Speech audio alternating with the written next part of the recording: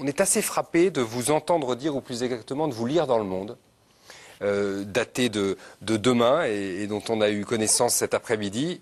Vous dites « Je me suis trompé pendant 30 ans. J'ai pensé que la répression n'était pas une solution. » C'est quand même un sacré mea culpa. C'est pas un sacré aveu. Simplement, je crois que la situation a évolué depuis 30 ans et je crois qu'on y reviendra. C'est mon expérience personnelle. J'ai habité dans un autre quartier tristement célèbre, Neuhof à Strasbourg, où je dirais à l'époque, et j'ai toute ma vie et je continue à le faire. Je pense que les solutions sont aussi les solutions d'éducation, d'activités sportives, culturelles et multiples.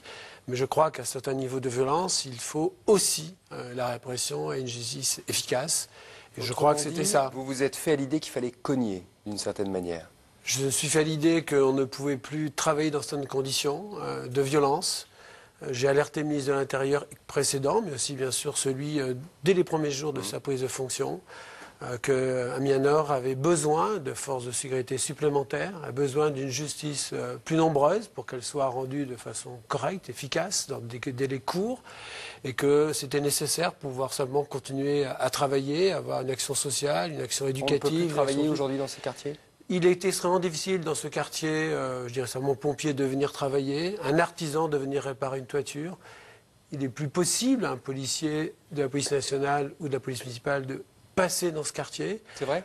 Vos collègues ne se rendent plus dans ces quartiers. Nos collègues se rendent dans ces quartiers-là, mais on voit ce qui se passe quand ils se rendent là. C'est-à-dire que tout a commencé parce que des policiers ont voulu contrôler, verbaliser une personne qui roulait à contresens de la circulation. Et ça a donné une nuit d'émeute. Donc les policiers y vont, mais ils ne peuvent pas y aller et y travailler de manière normale. Et ils y vont notamment aujourd'hui, par exemple, pour escorter les pompiers, parce que les pompiers ne peuvent pas se rendre dans ce quartier s'il y a un feu sans escorte de la police nationale. Les médecins non plus, on imagine. Dans certains immeubles, et d'ailleurs il y a un témoignage là-dessus, où il y a SOS Médecins qui assure la permanence, a aussi beaucoup de difficultés à se rendre, non pas dans l'ensemble du quartier, mais telle ou telle partie de ce quartier. Vous osez dire, ou employer ce mot qu'on employait peu à gauche, hein, oui. À une certaine époque, cité de non-droit. Zone de non-droit, oui, quand, je peux donner un exemple, je crois qu'on va bien sûr Amiens à d'autres richesses et d'autres atouts, université brillante, mais je ne vais pas y revenir, ce n'est pas le but du débat aujourd'hui, mais je crois qu'il faudra aussi parler de cela.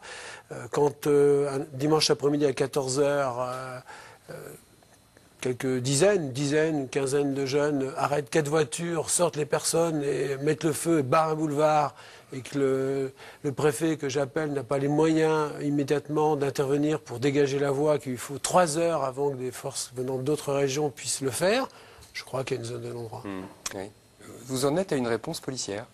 Je crois que dans des situations où l'action en profondeur très importante des enseignants, des éducateurs et de tous ne peut plus trouver son efficacité lorsque des groupes très petits, quelques individus, au maximum quelques dizaines d'individus sur l'ensemble de la ville, ont une volonté d'en découdre. Je veux dire, brûler une voiture de la police municipale en plein marché à midi, un dimanche après-midi, barrer un boulevard pendant 3 heures.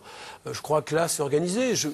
Le centre sportif qui a brûlé, il faut quand même savoir que 3 heures auparavant, les individus sont allés à 5 km dans un village tout à fait calme, agresser un retraité qui rangeait sa voiture. Prendre cette voiture, remplir de cocktails Molotov et de la balancer, je veux dire, 3 heures après, dans le centre sportif.